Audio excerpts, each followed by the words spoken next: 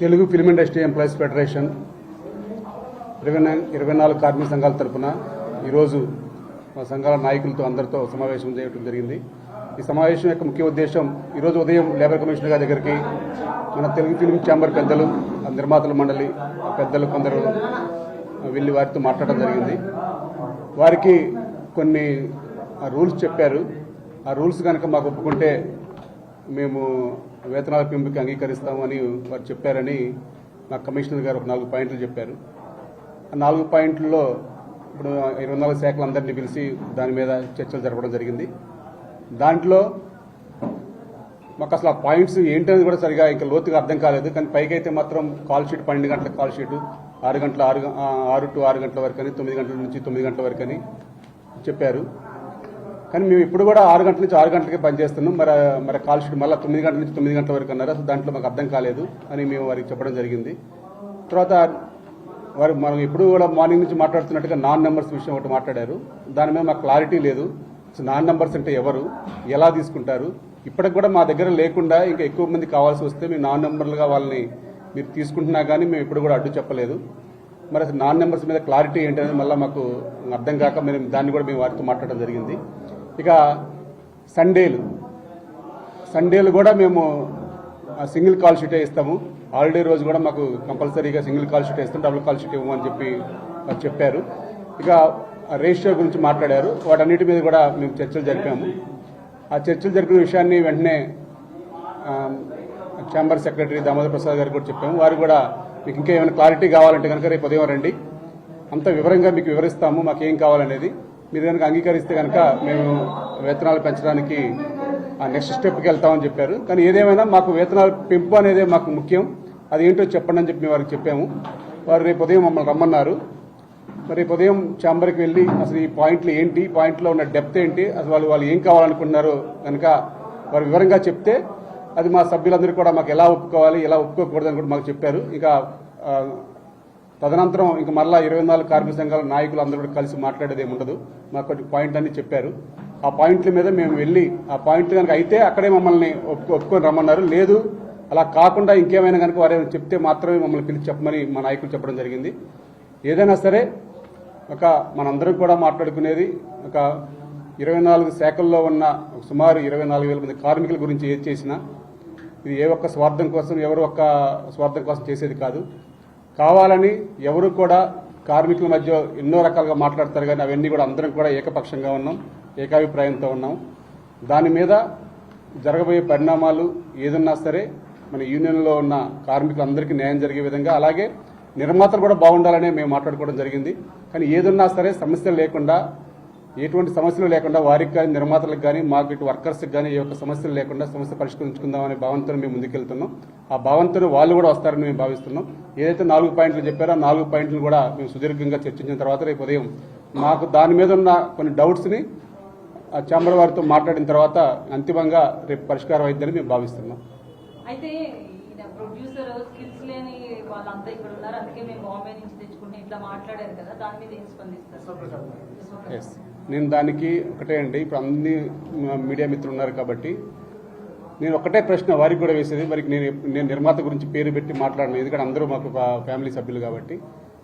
Skill లేకుండానే మనం ఇప్పుడు దాకా వెళ్ళామా? ఈ 24 శాఖల్లో కార్మికులతో పనిచేయకుండానే మనం ఈరోజు ఇంత అభివృద్ధి చెందామా?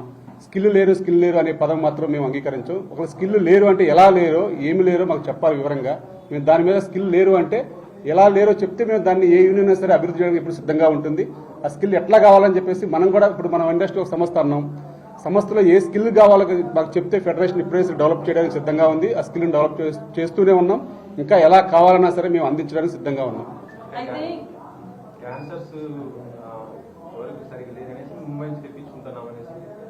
ఏమండి, ఒకటే డాన్సర్స్ మన దగ్గర లేకపోతే ఈ రోజు ప్రపంచఖ్యాతి డాన్స్ మాస్టర్లు మన దగ్గర ఉన్నారు, డాన్సర్లు మన దగ్గర ఉన్నారు. అంటే ఆ సీన్ బట్టి డాన్సర్స్ ఉంటారండి. ఆ సీన్ బాంబే ఫేస్లు కావాలనుకుంటే, తెల్లగా ఉండాలి అట్లా అనుకుంటే కనుక బాంబే నుంచి తెప్పిస్తారు, లేదా ఫారెన్ నుంచి తెప్పిస్తారు. మాస్ అన్ని కూడా అంటే ఆ సీన్ బట్టి డాన్సులు తెచ్చుకోవడం తప్పులేదు. దానికి అందరూ కూడా మన యూనియన్ సహకరిస్తుంటే అన్ని సహకరిస్తా ఉన్నారు. అది సీన్ మన సినిమా అనేది ఒక ఆ ఫ్రేమ్ను బట్టి ఉంటుంది తప్ప ఫ్రేమ్ తగ్గ వాళ్ళని తెచ్చుకోవడం మన దగ్గర లేనప్పుడు బయట నుంచి తెచ్చుకోమని మేము కూడా చెప్తున్నాం. దానికేం ప్రాబ్లం లేదు ఇప్పుడు దాకా. 5 లక్షలు 6 లక్షలు ఇలా తీసుకుంటారు.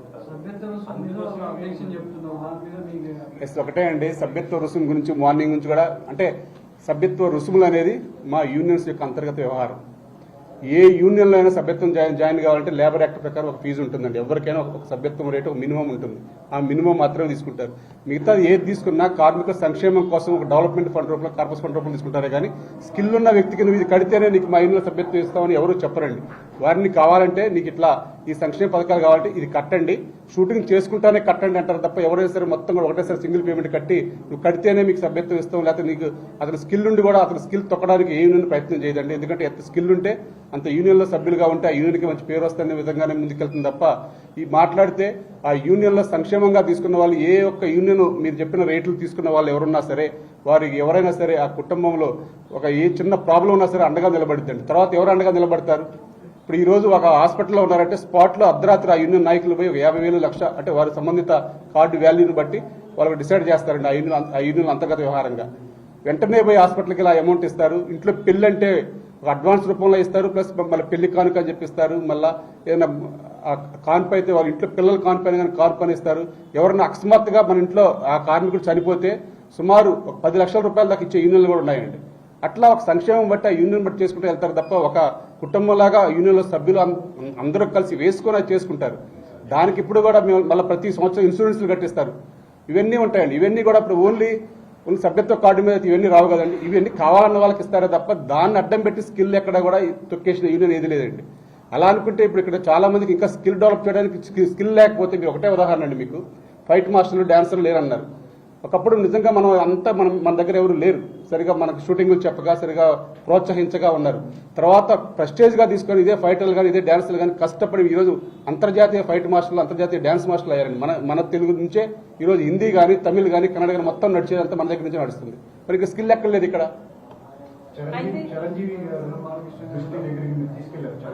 మేము చిరంజీవి గారి దగ్గర దృష్టికి తీసుకెళ్లామండి.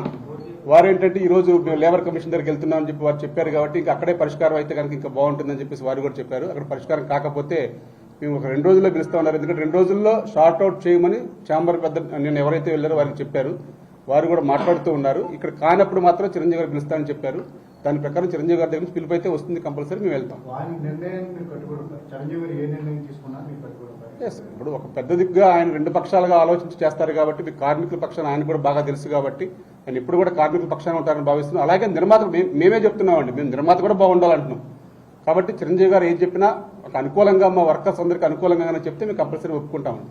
అంటే మీ వేతనాలను పెంచకుండా పర్సనల్ టార్గెటింగ్ చేస్తున్నారు అనిపిస్తుంది. సమస్యను మరింత జటిలం చేసేలాగా కూడా కామెంట్స్ చేస్తూ ఉన్నారు. అంటే ఈ విషయాన్ని మీరు ఎలా మీరు కూడా కామెంట్స్ చేయడానికి ఇష్టపడలేదు కానీ మిమ్మల్ని రెచ్చగొట్టే విధంగా వెళ్తున్నట్టు పరిస్థితి అనిపిస్తుంది. దీన్ని మీరు ఎలా డీల్ చేయబోతున్నారు? అది ఒక్కటేనండి. థ్యాంక్ యూ మీరు అర్థం చేసుకున్నందుకు. ఇక్కడ కార్మికుల ఐక్యతని వారు ఏదో విధంగా ఇట్లా ఆ డిస్టర్బ్ మాటలతో రెచ్చగొట్టేసి ఎవరో కార్మికులు రెచ్చిపోతారు కదా, వాళ్ళు చిన్న మంచిగా మాట్లాడితే ఒక తప్పుగా ఏమైనా భావనగా మాట్లాడితే వాళ్ళందరూ రెచ్చిపోయి ఏమైనా ఆవేశం చెంది ఇష్టం వచ్చినట్టుగా మాట్లాడతారేమో అనుకుంటున్నారు. కార్మికులు ఎవరు కూడా ఇష్టం వచ్చినట్టుగా మాట్లాడరండి. మేము అనేది ఒకటే, అందరి కోసం ఆలోచిస్తున్నాం. మేమైతే ఇప్పుడు కూడా చెప్తున్నాం పత్రికాముఖంగా మీడియా పరంగా కార్మికులు బాగుండాలి, ప్రొడ్యూసర్స్ కూడా బాగుండాలి. దాంట్లో చిన్న నిర్మాతలకు ఇంకా ఇబ్బందుల్లో ఉన్నారని చెప్పి అంటున్నారు. మేము వారి గురించి కూడా ఆలోచన చేసాం. అది ఎలా చేయాలి అనేది చర్చల్లో మేము తర్వాత పాల్గొంటామని చెప్పాం. కానీ ముందుగా పర్సంటేజ్ డిక్లేర్ చేయమని చెప్పాం. మేము అనుకున్న పర్సంటేజ్ ఇప్పటి నుంచి ఇప్పటికిప్పుడు చెప్పింది కూడా కాదు. మేము క్లారిటీగా క్లియర్గా ఉన్నాం. ఎవరినా సరే మన ఇండస్ట్రీ కాబట్టి మన వారు బాగుండాలి, మేము బాగుండాలి, దానికి అనుగుణంగా వెళ్ళడానికి సిద్ధంగా ఉన్నాం. 30% ఇచ్చిన వాళ్ళకి మీరు షూటింగ్లు కొనసాగిస్తూనే ఉంటారు. ఇప్పుడు కొనసాగిస్తూనే ఉన్నాం. ఇప్పుడు ఆల్రెడీ జరుగుతూనే ఉన్నాయండి. ఇప్పుడు కోమటిరెడ్డి వెంకటరెడ్డి నేను మాట్లాడటం జరిగింది. కార్మికులకి వేతనాలు పెంచాల్సిందే ఇప్పుడున్న పరిస్థితుల్లో. మీరు సినిమా టికెట్లు మీకు పెంచుకోవడానికి మా దగ్గరకు వస్తారు, వాళ్ళకి ప్రాబ్లమ్స్ చాలా ఉంటాయి. హైదరాబాద్ బతకాలన్నారు. కోమటిరెడ్డి వెంకరెడ్డి మన సినిమాటోగ్రఫీ మంత్రి వర్యుల్ని మేము కలవడానికి ప్రయత్నం చేస్తాం. కానీ వారు అందుబాటులో లేరు. వారు వచ్చిన తర్వాత కబురం ఇస్తామని చెప్పారు. మేము దిల్ రాజు గారిని కూడా రేపు ఎఫ్డీసీ చైర్మన్ గారిని అఫీషియల్గా టైం తీసుకున్నాము.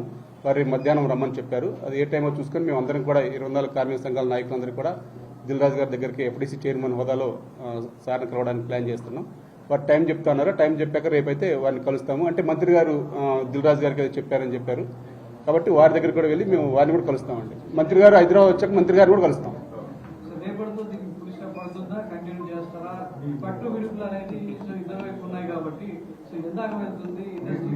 Actually, సమ్మెకి వెళ్తారు అనేది కూడా వినిపిస్తుంది. ఇష్యూ సాల్వ్ చేయడానికి మీరు బయట స్టెప్ పైన వెనకడిగారు. సమ్మె నోటీస్ ఇస్తారనేది ఒక న్యూస్ బయటకు వచ్చి మేమైతే ఆ దశలో అయితే లేమండి. మేము ఈ రోజే పరిష్కారం అవుతుంది అనుకున్నాం, కానీ అర్థం కాని క్వశ్చన్ లేదు ఇచ్చారు కాబట్టి అసలు మాకు దాంట్లో ఉన్న లోతు ఏంటో మాకు అర్థం కాలేదు. మాకే ఇంతవరకు రోజు వాళ్ళతో క్యారీ చేసే వాళ్ళకి మాకే అర్థం కాలేదు. కాబట్టి దాని క్లారిటీ కోసం అడిగాము. ఆ క్లారిటీ కనుక మాకు క్లియర్ అయిపోతే మ్యాక్సిమం రేపు అయిపోవచ్చు అనుకుంటున్నాం. అయితే ఒకటి ఎస్ఆర్ నగర్ పిఎస్ లో కంప్లైంట్ ఏదో రైజ్ అయినట్లుంది కదా. సారథి స్టూడియోలో మ్యాచ్ యూనియన్ యాక్చువల్లీ సారథి స్టూడియోలో జరిగింది కాస్ట్యూమ్ యూనియన్ అండి. అది వాళ్ళ అంతర్గత వ్యవహారంగా జరిగింది తప్ప తర్వాత మళ్ళీ అదే సభ్యుడు దాన్ని కూడా చాలా పెద్ద ఎస్టాబ్లిష్గా చేసి వారు కూడా దాన్ని మా లొకేషన్లోకి వెళ్ళి దాడి చేశారని చెప్పేసి కొందరు నిర్మాతలు చెప్పారని ప్రచారం చేశారు. కానీ అది అసలు అది అంతర్గత వ్యవహారం, అది 3 రోజుల నుంచి నడుస్తుంది. ఇప్పుడు జరిగింది కాదు అది. దాన్ని మళ్ళీ అదే సభ్యుడు మళ్ళీ కేసుకెళ్ళి విత్డ్రా కూడా చేసుకున్నాడు. అది మా యూనియన్లో సభ్యుల యొక్క అంతర్గత వ్యవహారం, కానీ అసలు మేము ఇట్లా కావాలని షూటింగ్ చేసి మేము ఏదో దీన్ని డిస్టర్బ్ చేయాలని చెప్పి చేయట్లేదని చెప్పి ఆ సభ్యులు కూడా భావించారు. కాబట్టి దీన్ని ఒక వేరే రకంగా తీసుకెళ్ళదని మా భావన. అయితే కొంతమంది ప్రొడ్యూసర్లు అంటున్నది ఏంటంటే యూనియన్ కార్డు ఉన్న వాళ్ళు కావచ్చు, యూనియన్ వాళ్ళంతా కూడా అరాచక శక్తులుగా మారారు, మాఫియాగా మారి ఎవరైతే కార్డు లేని వాళ్ళు ఉన్నారో వాళ్ళు ఎవరైనా వర్క్ చేస్తుంటే దాడులు చేయడం కావచ్చు, ఇలా చాలా సార్లు జరుగుతుంది. అదంతా కూడా మేము ఫేస్ చేయలేకపోతున్నాం. ఇట్లన్నింటినీ కూడా వేతనాలు పెంపు పక్కన పెడితే కానీ ఇష్యూస్ ముందు మీరు సాల్వ్ చేసుకుంటామని ఆఫ్ ది రికార్డ్ లో చెప్తున్నాను. దీనికి ఏమంటారు? అంటే ఆఫ్ రికార్డ్ చెప్పినా అఫీషియల్గా చెప్పినా ఒకటండి. మేము ఏదన్నా అఫీషియల్గా చెప్పమని చెప్తామండి. అటువంటిది నిజంగా దాడులు జరుగుంటే ఇప్పుడు 4 సంవత్సరాల నుంచి ఎప్పుడు కూడా ఒక కంప్లైంట్ లేదు. కరెక్ట్గా వేతనాల టైంలో ఈ 3 రోజుల్లోనే వచ్చాయండి అవన్నీ. ఒక నిర్మాత బాగుండాలి మేము చెప్పేవాళ్ళం. మాకు ఒక పెద్ద దిక్కు ఛాంబర్ ఉంది. మరి వారు ఏదన్నా ఛాంబర్తో మాట్లాడతారు. ఛాంబర్ దగ్గర నిజంగా అటువంటి దాడి చేసిన వాళ్ళు కానీ, అటు గొండాయిజం చేసిన వాళ్ళు కానీ, అటు దాదాగిరి చేసిన వాళ్ళు కానీ, అటు లొకేషన్లో దందాలు చేసిన వాళ్ళు కానీ ఎవరైనా ఉంటే మరి ఛాంబర్ దగ్గర మరి ఇన్ని రోజులు మరి మీరు ఎందుకు కంప్లైంట్ పెట్టలేదు? పెట్టి మేము పరిష్కారం చేయకుండా నిజంగా కనుక ఉన్నట్టయితే ఒక ఫైల్ అయినా అలా ఉందేమో అఫీషియల్గా చూపించమనండి. మేము దానికి ఇదే మళ్ళీ ఫెడరేషన్ మీటింగ్ పెట్టుకుని సంజాయిషి చెప్పడానికి కూడా మేము సిద్ధంగా ఉన్నాం. దాన్ని పరిష్కరించడానికి కూడా సిద్ధంగా ఉన్నాం. ఫెడరేషన్కి బ్యాలెన్స్ అమౌంట్లు చాలా నిర్మాతల నుంచి రావాల్సి ఉంది. సో అంటే దాన్ని ఎగ్గొట్టడానికి వేతన సవరణ ఇవన్నీ కూడా వెనకడుగు వేస్తున్నారు. ఏంటి అట్లా మీరు దీన్ని ఎలా డీల్ చేస్తారు? మీకు రావాల్సి అంటే అట్లా అనుకోరలేదు నిర్మాతలు. మళ్ళీ షూటింగ్ స్టార్ట్ అయితే మళ్ళీ ఇస్తారనే భావిస్తున్నాం. మాకు కంపల్సరీ ఇప్పుడే మేము అన్ని యూనియన్లకు కూడా ఇన్స్ట్రక్షన్ ఇచ్చాము. అన్ని యూనియన్లకు ఎంతెంత పేమెంట్లు రావాలో అన్ని కూడా రేపటికల్లా మాకు తెలియాలని చెప్పాము. సుమారు ఉండటం అయితే సుమారు కోట్ల రూపాయల్లో ఉన్నాయండి. అది ఎన్ని కోట్లు అనేది కూడా, ఎందుకంటే ఇప్పుడు మొత్తం ఒక్కొక్క బిల్లు బయటకు వస్తేనే అర్థమైంది. ఇప్పుడే చెప్పారు మాకు ఒక్క యూనియన్కి సుమారు 2.5 కోట్లు ఉందని కూడా చెప్పారు ఇప్పుడే. ఇక అట్లా 24 యూనియన్లు మొత్తం వస్తే కనుక అది ఎన్ని కోట్లు అయితే కూడా తెలియదు. అంటే మేము ఇప్పుడు ఆ డబ్బు అంతా ఇవ్వండి అని కూడా మేము అంటలేదు. ఎందుకంటే సమస్య పరిష్కారం అయినప్పుడు షూటింగ్కి వెళ్ళినప్పుడు కంపల్సరీ మా డబ్బు అంతా సెటిల్ చేయాల్సిందే కదా. మా డబ్బు సెటిల్ చేస్తే నెక్స్ట్ షూటింగ్ ఎక్కుతాం. అది ఎప్పుడైనా జరిగేది. అది నెక్స్ట్ షెడ్యూల్ స్టార్ట్ కావాలంటే ఈ షెడ్యూల్ అంతా క్లియర్ చేయాలి. కాబట్టి మేము అది నెక్స్ట్ షెడ్యూల్ పెట్టుకున్నప్పుడు ఈ పేమెంట్ అంతా కంపల్సరీ అడుగుతాము. పేమెంట్ క్లియర్ చేయాల్సిందే. అది ఇంకా పెద్దలందరూ మాట్లాడుతున్నప్పుడు అసలు వాళ్ళు ఏ పర్సంటేజ్ చెప్తారో దాన్ని బట్టి మేము సయోధ్యగా వెళ్తామే తప్ప మేము కంపల్సరీ ఇదే కావాలని మేము కూర్చోలేదు.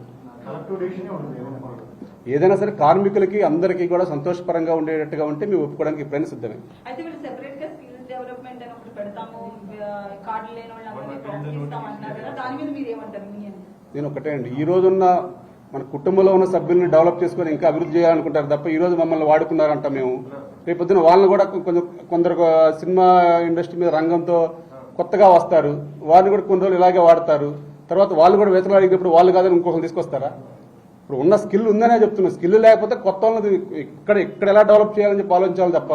ఇప్పుడు ఒకప్పుడు మన మీడియా రంగంలో కూడా ఎన్నో అభివృద్ధి చెందుతూ ఉంది. దాన్ని డెవలప్ చేసుకుంటూ ఉంటారు. ఏ సంస్థ అయినా సరే సంస్థలు ఒక వారం రోజులు ఆ స్కిల్ మీద ఒక ఇన్స్టిట్యూషన్ పెట్టడం, క్యాంపులు పెట్టడం జరుగుతూ ఉంటాయి. అట్లా పెట్టుకుని డెవలప్ చేసుకుందామని చెప్తున్నా. దానికి అందరం కలిసి ఒక యూనిట్గా ఒక కమిటీ వేసుకొని స్కిల్ ఎలా కావాలి ఎలా చేసుకుందామంటే దానికి మేము మా ఫెడరేషన్ తరఫున ఎప్పుడు కూడా ప్రోత్సహిస్తామంటున్నాం. మీకు కంపల్సరీగా సపోర్ట్గా నిలబడుతుంది. దానికి మన సినిమా రంగం ఇంకా అభివృద్ధి చెందడానికి, టెక్నాలజీ వాడటానికి ఏ టెక్నాలజీకైనా సరే మేము సపోర్ట్గా నిలబడతాం. నిర్మాతలందరూ హీరోల చుట్టూ తిరుగుతున్నారు. చిరంజీవి గారు, బాలకృష్ణ గారు వాళ్ళు సపోర్ట్ తీసుకుంటున్నారు. జరుగుతున్న పరిణామాలను అగ్ర హీరోలు కూడా దృష్టికి తీసుకెళ్తున్నారు. చిన్న నిర్మాతలు పెద్ద నిర్మాతలు కూడా ప్రెజర్ పెడుతున్నారు అనేది వినబడుతుంది. సో మీరు యూనియన్ తరఫున చిరంజీవి గారు ఇందాక మీరు చెప్పినట్టు చిరంజీవి గారి నిర్ణయాన్ని కట్టుబడి ఉంటాం. అలా అగ్ర హీరోలంతా కూడా సో ఇండస్ట్రీని ఎవరైనా చూస్తున్నారు ఇప్పుడు జరుగుతున్న పరిణామాలు ఉంటారు కదా, మా అసోసియేషన్ కూడా ఫిలిం ఛాంబర్ వాళ్ళకే సపోర్ట్ చేసి ప్రొడ్యూసర్ కౌన్సిల్ సపోర్ట్ చేస్తారు. సార్ ఫిలిం ఛాంబర్కి మూవీ ఆర్టిస్ట్ అసోసియేషన్ కూడా మాకు కూడా సపోర్ట్ చేస్తున్నారండి. మేము కూడా మాట్లాడాము. కాబట్టి ఇక్కడ ఛాంబర్ ఉన్నారు, ఇండస్ట్రీ పెద్దలందరూ కూడా పెద్దవారి దగ్గరికి వెళ్తున్నారు కాబట్టి నిర్మాతలు వారు కూడా ఎవరైనా సరే వర్కర్స్కి పెంచొద్దు అని ఎవరు చెప్పరండి. అది పెంచే విధానంలో మేము అడిగింది తప్ప ఒప్పని మమ్మల్ని కూడా వారు అడుగుతున్నారు. మేము కూడా దానికి చెప్తున్నాము. అంటే కొందరికి ఏంటంటే ఇప్పుడు డైరెక్ట్గా ఇప్పుడేదో మేము ప్రతి సంవత్సరం పెంచి ఈ సంవత్సరం మేము 30% డైరెక్ట్గా అడిగినట్టుగా భావిస్తున్నారు. ఇది 3 సంవత్సరాల తర్వాత వచ్చే పేమెంట్ అండి. ఇది 3 years తర్వాత పెరుగుతుంది తప్ప ఇప్పటికిప్పుడు సడన్గా రాత్రి కూడా మేము పెంచమని అడగలేదు, పెంచమని డిమాండ్ కూడా చేయలేదు. కొందరు ఏంటంటే పెద్దల దగ్గరికి పోయి మరి కొందరు అది ఎవరు చెప్తున్నారో మాకు తెలియదు, కొందరు పోయి రాత్రి మాకు ఎటువంటి నోటీస్ ఇవ్వకుండా ఎటువంటి ఇంటిమేషన్ ఇవ్వకుండా ఛాంబర్ అనేది ఇంటిమేషన్ లేకుండా రాత్రి షూటింగ్ ఆపారని చెప్పి అంటున్నారు. మేము మార్చి 22వ తేదీ నుంచి చర్చలు జరుపుతున్నామండి. మా దగ్గర పూర్తి ఆధారాలు ఉన్నాయి. పూర్తిగా మేము లెటర్ల పూర్వకంగానే ఇచ్చాం తప్ప మేము ఎప్పుడు కూడా మేము తప్పుగా మాట్లాడలేదు, తప్పుగా కూడా చేయం. ఇప్పుడు రామనాథ్ స్టూడియోలో ఏదో గొడవ జరుగుతుంది. ఛాంబర్లో నిర్ణయం మీకు సానుకూలంగా రాకపోతే మీ తదుపరి కార్యాచరణ ఏంటి? బయట జరుగుతున్న ప్రచారాన్ని ఎలా చూస్తారు? బయట ఏం ప్రచారం జరుగుతుందండి? సమ్మర్ నోటీస్ ఇవ్వబోతున్నారు అనేది ఒక ప్రచారం జరుగుతుంది, కానీ కంప్లీట్ సమ్మర్ వెళ్తున్నారు అనేది ఒక ప్రచారం జరుగుతుంది.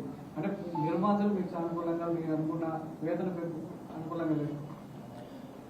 వేతనాల పెంపు అనేది అనుకూలంగా లేకపోతే మళ్ళీ మేము సంబంధిత యూనియన్ల యొక్క సభ్యులు కూడా తెలియజేస్తామండి. వాళ్ళు ఏమైనా తెలియజేస్తే అది సమ్మతంగా కనుక ఒప్పుకుంటే కనుక మ్యాచ్ మేము ఒప్పుకుంటాం. లేకపోతే తదుపరి కార్యాచరణ అనేది ఇక సభ్యుల రూపంలో ఉంటుంది కాబట్టి అది ఎలా ఉంటుంది అనేది తర్వాత చెప్పగలం. కానీ ఇప్పుడైతే మాకు కూడా ఎటువంటి ఏం తెలియదు. మేము సానుకూలంగా అయిపోతుందని భావిస్తున్నాం. డిమాండ్స్ ప్రధానంగా రెండే కదండి, సండే రోజు సెలవు అని చెప్పి కొత్త డిమాండ్లు అని చెప్పేసి మీకు కూడా ఏదో వచ్చింది. ఈ ప్రధానమైన డిమాండ్లు రెండే కదా, 30% ఆ రోజే ఇవ్వాలి. అదే మాది ఎప్పుడు ఒకటేనండి. మా వేతనాల పెంపుదల, ఆ పెంచిన వేతనం ఏ రోజుకు ఆ రోజు, పనిచేసిన రోజు ఆ రోజు ఇవ్వాలి, అంతే. మాది రెండే డిమాండ్స్, మాది వేరే డిమాండ్లు ఏం లేవండి. నేను వారికి ఏదైనా డిమాండ్స్ ఉన్నా కానీ వాళ్ళు చెప్పారు కాబట్టి వాటిలో మేము ఫ్లెక్సిబుల్గా ఉంటామని చెప్పాం. అది ఏంటనేది దాని క్లారిటీ కోసం అనేది రేపు మాట్లాడతామని చెప్పాం. Thank you. కానీ ఒకటేసారి మీడియా మిత్రులందరికీ మన కార్మికుల గురించి మీరందరూ కూడా చాలా కార్మికులు బాగుండాలి, నిర్మాత బాగుండాలనుకున్నాం. దాంట్లో కార్మికులు బాగుండటానికి మీ వంతుగా మీరు సపోర్ట్ చేయగలని కోరుతున్నాం. Thank you.